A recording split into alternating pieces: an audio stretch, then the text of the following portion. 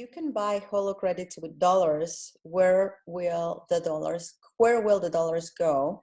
Or ask another way, how can the credits that have been created that way be extinguished? Or did you call it terminated?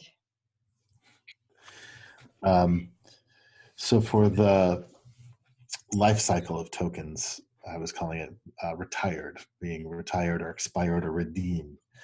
And if you can buy Holo in dollars, which the intention is that you can buy it in dollars, euro, potentially Bitcoin or Ethereum, or Ether. What happens is we have a special kind of an account called reserve accounts. When I was talking about the bridge analogy, I was saying those are like the stanchions, the uprights, and so what happens is if you buy Holo credits in dollars, those dollars go into a reserve account and they sit outside the Holo system on reserve. And reserve accounts have a special credit limit rule that when they have a proof of reserve, a proof of deposit, essentially, their credit limit expands equal to the value of that deposit so that they can transfer the credits to the person who just bought them. And so they're going into debt inside the Holo system equal to the amount that they have on reserve outside of the Holo system. Does that make sense? The two parts there balance out. And then the people who provide hosting services, which is the asset backing the currency, have the ability to redeem credits that they earn back for those other currencies. You can't. It's not not a general exchange, so you can't just like say, well, somebody just bought this bicycle from me for 1,000 Holo credits, and I'm going to cash them out now. It's actually only for running the assets that run the infrastructure. And so you can buy hosting credits, and then the people who provided the hosting can redeem them. And so the dollars sit there on reserve until somebody comes and redeems them. That's the short answer. There's more details I can go into, but I hope that made it clear. And we have a question on... Wait, one little thing.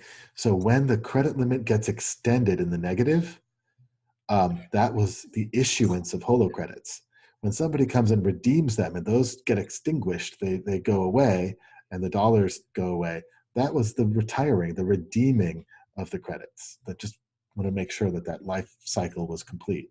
When you're paying up a negative balance, those credits are going away. That supply just disappeared. So there's other questions for the currency in itself. So I'm a little bit divided on what to bring next. Just like a small clarification that just came is there two different types, cash redeemable Holos and non-cash redeemable? Nope, there's one type of credit, but because they're not coins, they're not an abstract coin. We can actually, the way that you manage the data integrity is in an account or an agent-centric system is that when we do a transaction, my app audits your chain to figure out your current state, your balance. Your app audits my chain to figure out my state, to make sure that we're both good to do the transaction we're about to do. So we have the capacity to actually audit somebody's chain and see what hosting they provided with their proof of service invoices for hosting. And those are the only your proof of service invoices for hosting are the things that can be redeemed out for Holo. So we don't need it to be a different type of currency.